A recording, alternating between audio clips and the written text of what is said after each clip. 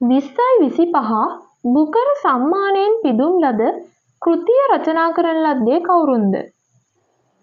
මොකද්ද මේ බුකර් සම්මාන උළෙල කියලා කියන්නේ? එංගලන්තයේ ඉංග්‍රීසි භාෂාවෙන් රචිත ග්‍රන්ථ සඳහා තමයි මේ බුකර් සම්මානය දෙන්නේ. ඒ වගේම මේ සම්මාන උළෙලේ බුකර් ඉන්ටර්නැෂනල් අවෝඩ් කියලා තව සම්මානයක් දෙනවා.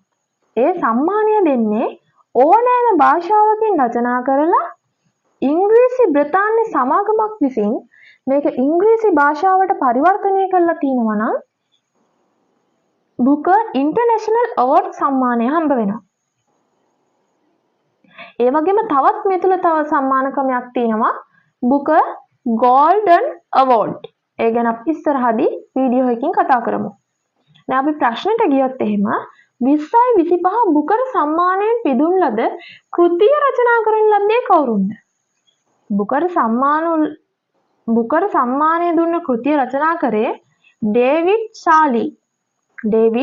සාලි. ෆ්ලෙෂ් කියන කෘතියට තමයි මේ සම්මානය හම්බ වුණේ. ඒ වගේම අපෙන් මේ විදියට අහන්නත් පුළුවන්. බුකර් ඉන්ටර්නැෂනල් අවෝඩ් එක දිනාගත්තේ කුමන පුද්ගලයාද කියලා අහන්න පුළුවන්.